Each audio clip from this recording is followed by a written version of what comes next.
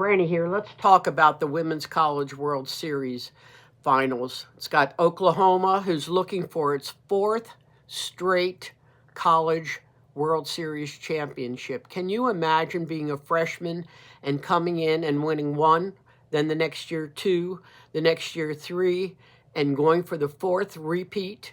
Unheard of. It hasn't been done, and so these seniors have a lot to prove. As a coach, when you come into a game like this, everything's gone. It's the best 2 out of 3, so you want to score first. Whoever scores first has a big advantage. So you're hoping your bats come out, and that's exactly what happened for Oklahoma. 2 really good pitchers in Kelly Maxwell and in Tegan Cavan, and both had pitched their last games and were ready to come on and hold the other team as much as possible. Nerves got to them a little bit in the first inning. Luckily, Oklahoma got to be up first, and Coleman was hit by a pitch and went to first base, which led to Jennings coming up next, and she tagged one out past center field to get a 2-run home run. So that put them up 2-0 in that inning. Then it was Texas's turn, and they came up to bat, and one of their players, Mia Scott, ended up hitting a 1-run home run. But after that, Kelly Maxwell took over. She settled in, and she was a transfer student from the Oklahoma Cowboys, Oklahoma State, and transferred into their rival school of the University of Oklahoma, where she took a lot of grief for that. But she wanted to be in a national championship, and by God, she got them there. And so she's really imparted her will on this game. It'll be interesting. She's started 2 games now. They didn't hit her very well yesterday, but it's a lot to ask of a youngster to come in for 3 games. So I can't imagine. I got to believe that they'll go with somebody else and then rest her at least one day for the third if they have to go that route. So she was phenomenal. Also, the Texas team had come in and only allowed 3 hits. Well, they finally met their match in Oklahoma's batting. Oklahoma has got 5 seniors on their team.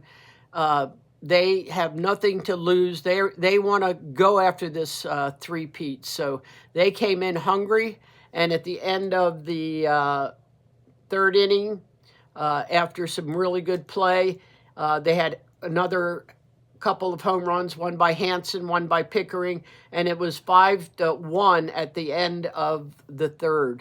So then Maxwell just continued to shut people down. Then there were a couple strange little things that happened in the 4th inning. Throughout the game, when you're behind a lot of times, you got to tell your team not to chase pitches. And Texas got a little bit desperate and started chasing the pitches out of the strike zone, and it didn't help them. It really hurt them in a lot of regards.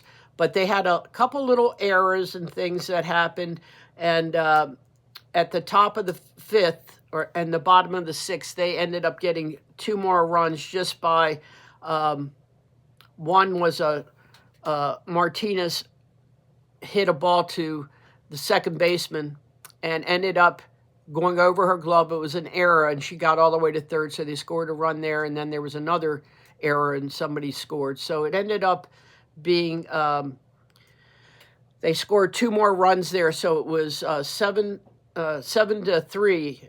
And then what happened is at the bottom of the 6th inning, then there was one more, or at the top of the 6th inning, Brito doubled, and then she was driven in. So it ended up being an 8-3 game. And I'll tell you, my hero is really Kelly Maxwell. She bore down the last inning.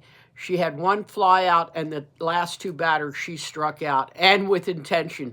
I've never seen a kid step up so quickly to want to get this team out and move on to the next game. So the game was 8-3. Texas has not been in this finals before, so they're played a little nervous. As I said, they chase pitches outside the strike zone, but I'm sure their coach will address that. All Oklahoma has to do is win this next game that's being played today at I think it's 5 o'clock Pacific time, 8 o'clock Eastern time. But it should be quite a matchup. So if these kids from Texas, they've been there this whole season, so they know what this team is like. They've got to try to come back and jump on the ball early and win. Oklahoma is going to be very defiant. They're very good both offensively and defensively, and they've got their sights on that four-peat, so you can't count them out. So it's going to be an interesting game. So I hope you watch it. I hope you also subscribe to Franny's Sports and Travel Corner, and I hope we get a great game. Let's check it out tomorrow, and I'll let you know what happened. Have a great day.